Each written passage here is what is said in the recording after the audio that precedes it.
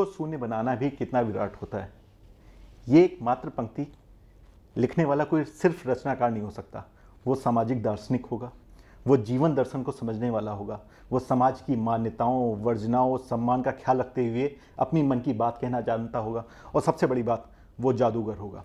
ऐसा जादूगर जो एक तरफ तो पेन से लिखे लेकिन दूसरी तरफ दिल और दिमाग पे अंकित हो।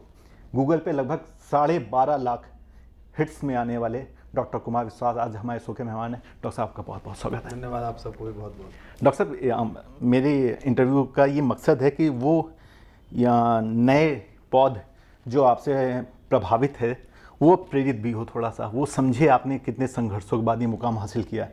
तो मैं पहला सवाल यही रखना चाहता हूँ कि मैंने जो पढ़ा, जितना आपके बारे में जान पाया, आप शुरुआती दिनों में कवि सम्मेलनों के बाद ट्रक से लिफ्ट मांग के घर जाया करते थे। तो वो संघर्ष के दिनों में वो कौन सी चीज़ थी जो आपको संबल प्रदान कर रही थी, जो आपको मानसिक शक्ति बन के आपके साथ चल रही थी? देखिए, संघर्ष बड़ी एक ही रिलेटिव टर्म है जी। अगर आप किसी चीज़ में आनंदित हैं तो आप उसे फिर संघर्ष नहीं मानते। जैसे आपके लिए पैशन है कि आप जितने भी महत्वपूर्ण लोग जिन्होंने जीवन में कुछ पाया है उनसे आप संवाद करते हैं, अलग तरीके के सवाल पूछते हैं। मैं आपका नवाज भाई का इंटरव्यू देख रहा था, मेरा बहुत अच्छा दोस्त भी है, मेरा पड़ोसी भी है, बहुत अच्छा आपने उसको बातचीत की। सो कवि सम्मेलन करना या कविता प्रस्तुत करना या रचना, वो मेरे लिए आनंद का विषय था, है और रहेगा। वो मेरा अनहद है जो अंदर बजता है, आत्मा में बजता है। उसके अतिरिक्त जो मैंने काम किए उनमें कुछ में मुझे बहुत रुचि आई। जैसे आंदोलन, तो मुझे लगा कि आंदोलन मेरी अस्मिता का सवाल है, मनुष्य होने की मेरी चेतना की।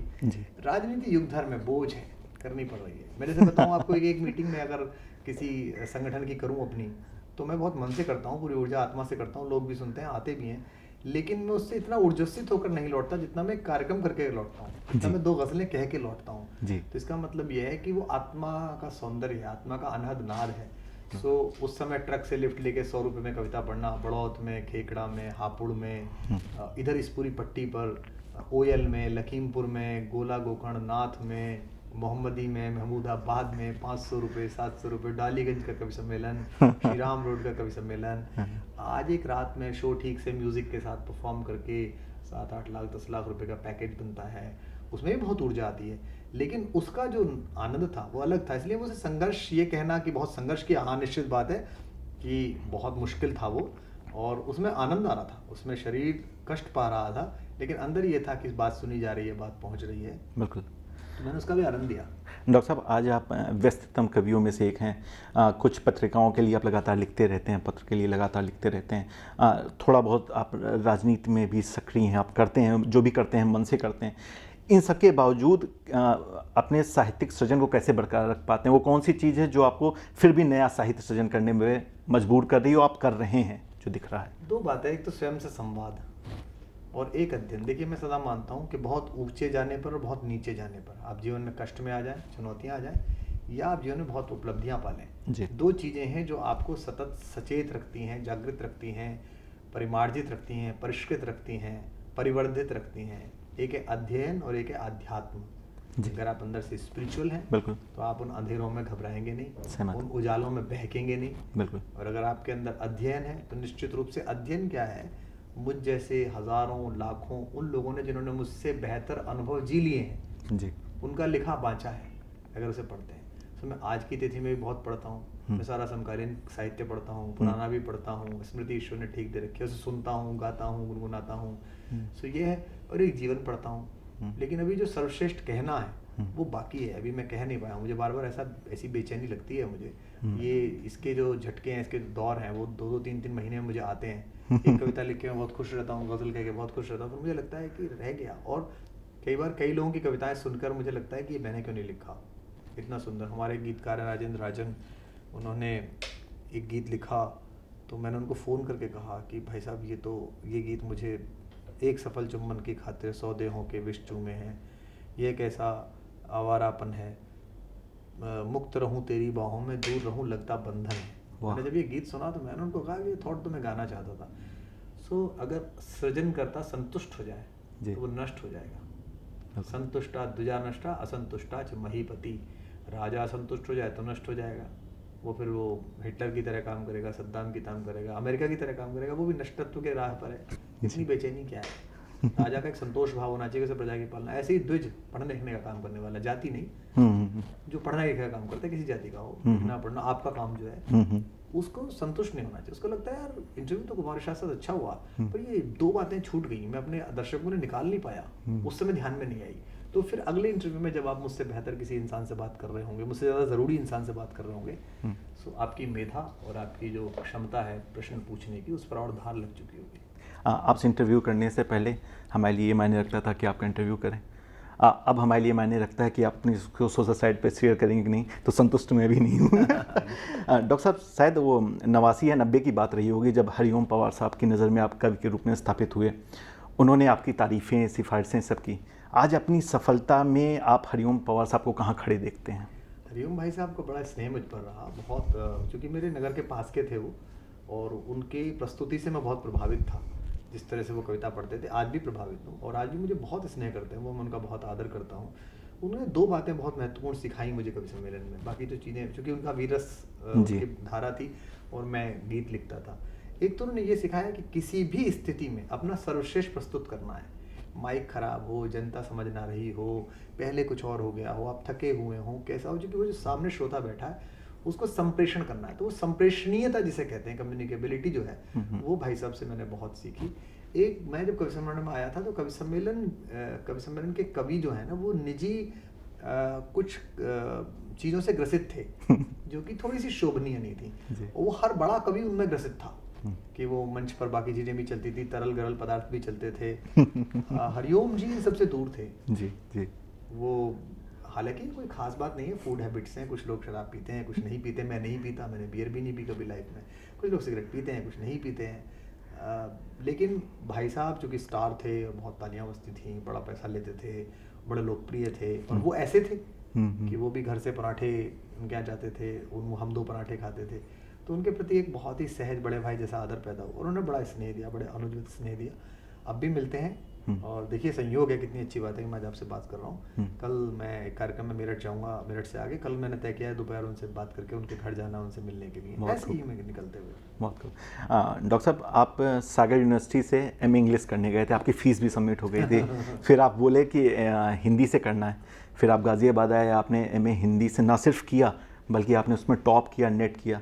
तो डॉक्टर साहब, क्या रणछोड़ दास झांझड़ आप ही हैं 3 इडियट्स वाले? कि मुझे तो लग रहा है आप ही हैं जो जिस तरीके से। छोड़ी, सागर विश्वविद्यालय में बड़ा रोचक संस्मरण था। एक डॉक्टर अवस्थी हुआ करते थे और डॉक्टर उर्मिला हुआ करती थी। मध्य प्रदेश पाठ्य पुस्तक आयोग की अध्यक्ष भी रही थी, अंग्रेजी विदुषी थी बहुत बड़ी। तो मेरे भाई जो कि अंग्रेजी में थे, उन्होंने वहाँ से एमफिल किया था मुझसे बड़े, और उन्होंने कहा कि विश्वविद्यालय बहुत अच्छा है। और ये भी धारणा थी मेरे परिवार में, प्रोफेसर्स का परिवार था, कि अंग्रेजी का जो प्रोफेसर होता है वो उसकी ज़िंदगी ज़्यादा अच्छी चलती है, उसके ट्यूशन्स होते हैं, वो रिसर्च कराता है। तो मैं वहाँ चला गया, फीस जमा हो गई, लगभग 1 महीने पढ़ा मैं, डन पढ़ा मैंने, और बाकी कभी ईट्स पढ़े तमाम। मुझे फिर लगा कि अभी भी मैं गलत कर रहा हूँ। अगर मैं इंजीनियरिंग नहीं की मैंने और मैंने कविता की तरफ ध्यान दिया, तो मेरी मूल भाषा और मेरा मूल रस तो हिंदी में है। सो मैं फिर उसे छोड़ के चला आया। फिर मेरे पिताजी सदा की भांति थोड़े से और नाराज़ हुए, हालांकि मेरे से उनका उस तरह का संवाद नहीं था, लेकिन फिर नाराज़ होने लगा कि फिर गलती कर दी इसने।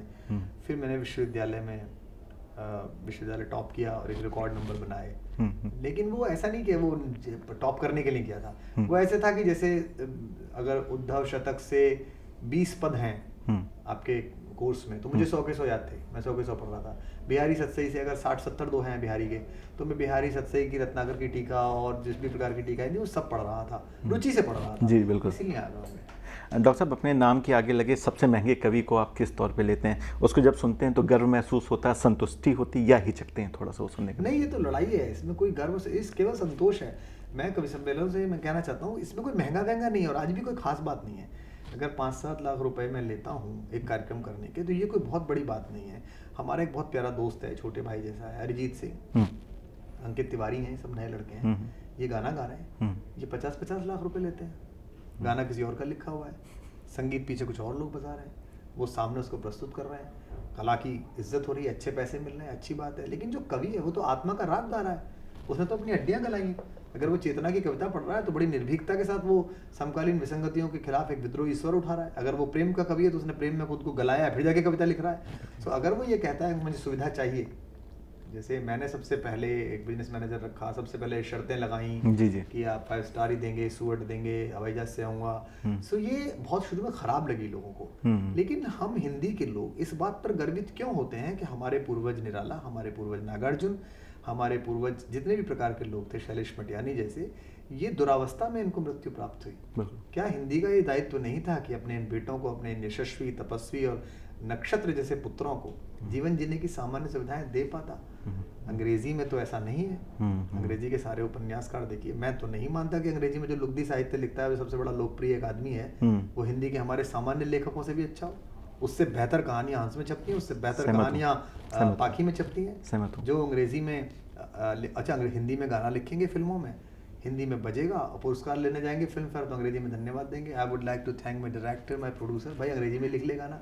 तो ये हिंदी वालों का जो एक दारिद्र्य बोध है, जिन्हें इसमें आनंद आता है, ये खत्म होना चाहिए। मेरे लिए बड़ी शर्म की बात है कि भाई जवाहरलाल जी थे उस समय, और जवाहरलाल जी साहित्यकारों को जानते थे, कविंद्र रविंद्र से उनका अच्छा परिचय था, इंदिरा जी वहाँ पढ़ती थी। उसके बाद भी अगर महाप्राण इस अवस्था में गए, या मुक्तिबोध इस अवस्था में गए, या नागार्जुन अभी इस अवस्था में गए, अभी एक योगीन कबीर और गया पीछे, वो ऐसी अवस्था में नहीं गए, लेकिन वो भी ऐसे सामान्य से ही थे। कैलाश गौतम क्या अद्भुत गीत लिखते थे, वो जनबोधी गीत लिखते थे। अभी मैं बहुत सारे लोगों को जानता हूँ ऐसों को। सो अगर मैं 5 लाख या 6 लाख या 7 लाख रुपए मांग रहा हूँ, जबकि मैं कोई अच्छा कवि नहीं हूँ, सामान्य ही कवि हूँ, सो जो दूसरे मेरे पीछे कवि आ रहे हैं लिखने वाले, वो हिम्मत कर रहे हैं कि वो 50,000 मांगे, वो 30,000 मांगे, बिल्कुल, और प्रस्तुति के लिए, और उनका घर ठीक से चले, वो कम से कम इस चिंता में ना हो कि वो इससे जाए। तो मैं ना तो इसे गर्व से देखता हूँ, ना ग्लानि से देखता हूँ, मैं इसे संतोष से देखता हूँ, और मैं चाहता हूँ ये और बढ़े, ये 5-7 ना रहे, ये 50-60 बने। डॉक्टर साहब, अन्ना के मंच के बाद जिंदगी कितनी बदली, सामाजिक, आर्थिक या राजनीतिक तौर पे? बहुत बदली। आर्थिक चुनौतियां बढ़ गई जी। कवि सम्मेलन में पहले भी मैं सरकारी आयोजन करता नहीं था, मैंने सरकार का किसी से पैसा नहीं लिया कभी, अपनी सरकार का भी, दूसरों की सरकार का नहीं लिया। ये जो इस समय लखनऊ में सरकार है, ये यार इससे पहली कब आई, मैं कभी किसी सरकारी कार्यक्रम में नहीं आया। आधे वक्त में बुलाया ही नहीं गया कि पता नहीं क्या बोल देगा ये, और आधे वक्त में गया ही नहीं। सैफई वैफई तो मैं कभी देखा ही नहीं, मैंने गया, वहाँ गया था एक बार एक मेडिकल कॉलेज में प्रोग्राम करने, परफॉर्म करने, लेकिन वहाँ नहीं गया, परिवार के समारोह में नहीं गया। आर्थिक तो थोड़ा सा ज़्यादा नुकसान नहीं हुआ, काफ़ी नुकसान हुआ। सामाजिक अलग तरीके की बात हुई, अन्ना के आंदोलन में बड़ी लोकप्रियता, श्रद्धा लोगों में बड़ी आस्था बढ़ी, लेकिन जब वो एक राजनीतिक आंदोलन बन गया, क्योंकि वो पहले दिन ही राजनीतिक आंदोलन था, जब पार्टियों ने कुछ नहीं किया, तो निश्चित रूप से जो पार्टियां हमारे राजनीतिक वर्चस्व से नाराज थी, उन्होंने मेरे खिलाफ अपयश बहुत फैलाए, मेरे कवि सम्मेलन की क्लिप बहुत चलाई, संदर्भ से काट के प्रसंग चलाए, तो थोड़ी सी एक छोटे से वर्ग की नाराजगी, घृणा पैदा हुई। लेकिन मेरी कुंडली में कुछ ऐसा है कि मेरे से ज़्यादा लोग नाराज रहते नहीं हैं, वो स्नेह ही करते हैं, चाहे वो किसी संगठन के हों, किसी दल के हों, किसी जाति धर्म के हों, सब अंततः मुझसे प्रेम करते हैं। कभी कभी कष्ट होता है कि मैं इस काम के लिए नहीं बना हूँ, मैं क्यों कर रहा हूँ फिर मुझे लगता है युग धर्म है, मुझे कर लेना चाहिए। कम से कम कवि का ये काम तो नहीं है कि सामने एक पार्टी के विधायक जी बैठे हैं और वो एकदम घबरा जाए, या वो उस जैसी कविता लिखने लगे, उस जैसी भाषा बोलने लगे, तो कुछ तो कर रहा हूँ। डॉक्टर साहब, जो अभी आज को क्रांतिकारी मानते हैं, इन लोगों को शायद बहुत कम लोग को पता होगा, आपने प्रेम विवाह भी किया, तो क्रांतिकारी कदम तो तभी हो गया था। कुछ एक घटना जो आपको उस वक्त की याद हो, जो हमारे युवा दर्शकों के साथ शेयर करना चाहें, क्या कोई मुश्किल रही? बहुत मुश्किल रही। हमारे दोनों परिवारों ने मान्यता नहीं दी। मेरे जो स्वर्गीय ससुर साहब थे, वो बड़े दबंग आदमी थे, और ये अंतर्जातीय भाषा था, उनको इस बात की बड़ी नाराज़गी थी। मैं 2-3 बार उनसे बात करने गया, मेरी पत्नी ने कहा कि एक बार बात करिए। मैं पहली बार गया, उन्होंने मुझे मना कर दिया। फिर मैं दूसरी बार गया, मैं प्रोफेसर था, असिस्टेंट प्रोफेसर था, पब्लिक सर्विस कमीशन से सेलेक्ट होगी। मेरी पत्नी भी प्रोफेसर थी मेरे ही कॉलेज में, हम दोनों साथ पढ़ाते थे। फिर तीसरी बार गया तो उन्होंने मुझे बड़ी शालीन धमकी दी। वो PWD के ठेकेदार थे। उन्होंने मुझको कहा कि बेटा ये सब तो ठीक है, पर आप हमको समझिए कि हम ये सब होने के बाद ठेकेदार भी हैं, और हम चाहते हैं कि आप ये वाला रूप हमारा ना देखें। तो मैं उठाया, फिर मैंने अपनी पत्नी से कहा कि भाई आप देखो, चौथी बार भेजोगे तो खबर ही आएगी, मैं नहीं हूँगा, अब मेरी बात मान लीजिए। तो उसने कहा ठीक है, अब आपके हाथ में है। फिर मैंने उसको मैनेज किया। हमारे साथ एक प्रोफेसर थी अंग्रेजी की, लता शर्मा, बड़ी कथाकार, विदुषी। उन्होंने मुझे को कहा कि देखो मेरी पत्नी के बारे में कि तुम्हें इंजन का काम करना पड़ेगा, डिब्बा चाहे राजधानी का हो चाहे जनरल ट्रेन का हो, पुरुष को इंजन का काम करना पड़ेगा भारतीय समाज में। सो मैंने लीड ली, और मैं खुश हूँ। मेरे जीवन में 3 महिलाओं का बहुत योगदान है, 3 क्या एक तरह से 4 का बहुत योगदान है। एक मेरी माँ, जिन्होंने मेरे अंदर लोक रंग भरा, स्वर भरा। मेरी माँ बहुत मीठा गाती हैं जी, और मैं सबसे छोटा उनके पास बहुत दिन तक सोया, बड़ा हो गया तब भी उनके पास सोता रहा, तो रात को गा गा के सोती थी, गा के सुलाती थी। तो मेरे कंठ में जो लोक रंग है वो उनकी वजह से है। दूसरा, मेरी बहन जो मुझसे ठीक बड़ी थी, जिसने मेरा नाम रखा कुमार विश्वास, विश्वास कुमार मेरा नाम था। जब पहली कविता छपने गई विश्वास कुमार शर्मा नाम से तो अच्छी नहीं लगती, तो उसने कहा कि, मैंने कहा विश्वास विश्वासी क्या रखूँ, विश्वास विशु, उसने कहा नहीं नहीं नहीं, इस कुमार को आगे लगा दो बस, और उसने काफ़ी जीवन परिवर्तन करा। तीसरा, जिसने मुझसे कविताएं लिखवाई, जिससे मैंने प्रेम किया पहली बार जब प्रेम हुआ, वो काफ़ी लंबे समय की कहानी रही, 6-7 साल में उसमें डिस्टर्ब भी रहा और सबसे बेहतरीन लिखा भी। और इस अव्यवस्थित आदमी को जो इस विक्षोभ से टूट गया था, परेशान था, सिर्फ कविताएं लिख रहा था, या जीवन से ऊबा हुआ आदमी था, इसको सफलता की तरफ प्रवृत्त करना, इसे एक मैनेज्ड मनुष्य में बनाना कि ये मैनेज ऐसे रखना है, जीवन ऐसे चलना है, इसमें मेरी पत्नी का बहुत योगदान है। और मैं सदा ये मानता हूँ कि मैं सौभाग्यशाली भी हूँ कि मुझे बेटियाँ हुई जी। तो मतलब जिसे कह सकते हैं I am a man of woman, कि मुझे उन्होंने संवारा है, मेरे बनने में, मेरे ऐसा होने में उनका योगदान है। और मेरे बनने में कोई कमी है, कोई खराबी है, तो ये वो इलाके हैं जहाँ वो काम नहीं कर पाई या मैंने उन्हें काम नहीं करने दिया, वो मेरे खुद के अपराध हैं। डॉक्टर साहब 45 साल के होने के बावजूद आप 30 साल के लगते हैं तो ये बातें मत बताइए दर्शकों को, आप क्यों बताना तो चाहते हैं? इसका क्या राज है? सकारात्मकता, पॉजिटिविटी, मुझे लगता है। और देखिए बहुत अच्छी बात है, हर पात्र से सीखना चाहिए। महाभारत में एक बड़ा पात्र है जिससे लोग बड़ी घृणा करते हैं, उसका नाम था सुयोधन। चूंकि इतिहास विजेताओं का होता है इसलिए उसका नाम रख दिया दुर्योधन। महाभारत के अंतिम दिन जब उससे पूछा धृतराष्ट्र ने कि अब क्या होगा, अब तो सब मर गए, तो सब खत्म हो गए, कर्ण भी मर गए, पितामह भीष्म मर गए, द्रोण भी मर गए, गुरु कृपाचार्य सब मर गए। तो उसने कहा कि आशा बलवती राजन, शल्यो जिष्यति पांडवान, शल्य जीत लेंगे पांडवों को, वो सेनापति थे आखिरी दिन के। तो आशा बलवती राजन, आशा बलवान रखनी चाहिए, होगा, अच्छा होगा, निकलेगा। जैसे मैं सोचता हूँ कि हिंदी की कविता वैश्विक स्तर पे गाई जाए, ब्राज़ील में गाई जाए, रशियंस पढ़ें कि क्या बात कह दी है, हम शेक्सपियर पढ़ रहे हैं, हमारा कितना अजीब सा बोध है। हम कहते हैं तुलसी को वो भारत के शेक्सपियर हैं, अरे शेक्सपियर उनका ब्रिटेन वालों का तुलसीदास है, और तुलसीदास तो हो ही नहीं सकता, वो छोटे से ही है, अच्छे हैं शेक्सपियर, मैंने पढ़े हैं, मुझे बड़ा प्रेम है उनसे, पर तुलसी से महत्वपूर्ण थोड़ी हो जाएंगे। तुलसी जीवन का भाष्य है, तुलसी भारतीयता का सांस्कृतिक उद्घोष है। सकारात्मकता मुझे लगती है कि वो मुझे जिंदा रखती है, और मैं कोशिश करता हूँ कि नकारात्मकता ना आए, हालांकि ये कहना कठिन है, आती है, वो घेरती है, दुख भी होता है, गुस्सा भी आता है, कई बार ऐसा भी लगता है ये सब छोड़ दें, कुछ छिन गया है। लोकप्रियता बड़ा बोझ है, आदमी इसके लिए मरता है, इसके पीछे भागता है कि मुझे चेहरा लोग पहचाने मेरा, और बाद में इससे भागता है कि क्यों पहचान रहे हैं। छुट्टियां मनाने के लिए डेस्टिनेशन नहीं मिलता है आपको वो डेस्टिनेशन ढूंढना पड़ता है जहाँ देसी कम हो। आप अमेरिका छुट्टी मनाने जा सकते हैं, वहाँ सड़क पे खूब देसी हैं, बड़े खुश होकर मिलते हैं, अरे कुमार साहब यहाँ मिल गए। आप दुबई नहीं जा सकते, अभी मेरी बेटियां गई थी, मैं तो उस होटल के कमरे में बंद रहा, क्योंकि नीचे बहुत देसी घूम रहे थे। सैमसंग की डील वाले आए हुए थे, उसकी डील वाले आए हुए थे। एक आध बार मैं अपनी बेटी बड़ी के साथ गया तो मैं सेल्फी खिंचाते 1 घंटे में पहुंचा बाहर तक। तो बड़ा नुकसान भी, लेकिन ये फ़ायदे इसी के लिए मरे थे, इसी के लिए परेशानी थी, और हो बिल्कुल। डॉक्टर साहब, हमारे युवा दर्शकों के लिए कोई संदेश देना चाहें या कुछ भी कहना चाहें, कुछ सुनाना चाहें तो? बस ये है कि एक भारत में 2 बातें बड़ी अच्छी हैं और 2 बड़ी अजीब सी बातें हैं जिन पे काम हमें करना है। भारत में जो भी व्यक्ति इस देश का मनोबल बढ़ाता है, देश उससे प्रेम करने लगता है। जैसे क्रिकेट में वर्चस्व था वो वेस्ट इंडीज वालों का 6 फुट 3 इंच, ऑस्ट्रेलिया वालों का 6 फुट 2 इंच, हाथी से फेंक रहे हैं बॉल, ऐसी तोप सी आ रही है। ऐसे में महाराष्ट्र के एक मराठी के प्रोफेसर के 5.5 फुट के बेटे ने अपनी क्षमता, प्रतिभा, अभ्यास और कौशल से, और ईश्वर प्रदत्त उसकी जो क्षमता थी उससे उसने पूरी दुनिया के बड़े बड़े जितने तोप बनते थे, तुर्रम का, उनको मारा, उनकी बॉल पे छक्के उड़ाए, सेंचुरी मारी, तो देश का मनोबल बढ़ाया।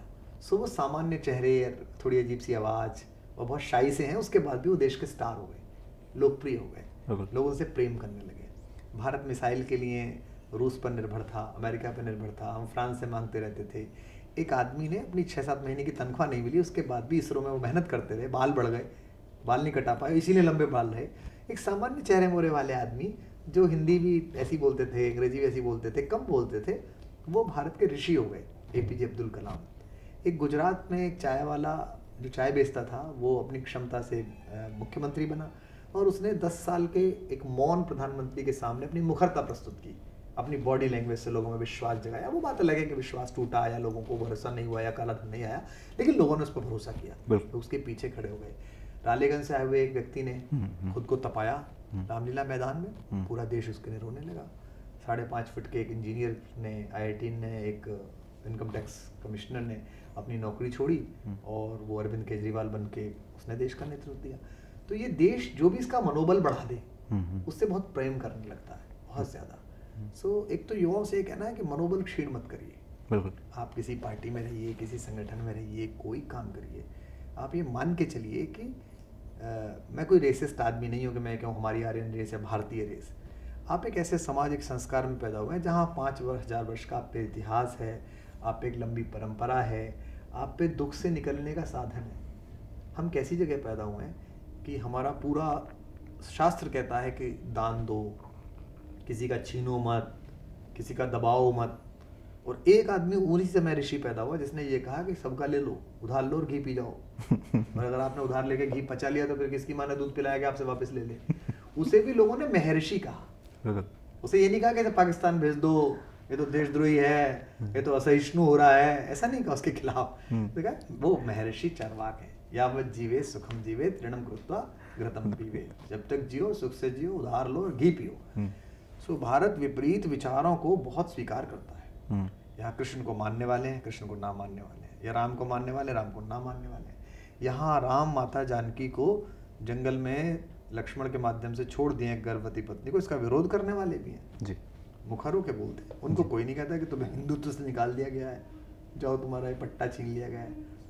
तो मनोबल क्षीण ना करें, और अगर मनोबल ठीक रखेंगे तो वो जिस भी विषय में होंगे, जहाँ भी होंगे, वो आगे जाएंगे, वो पहुँचेंगे।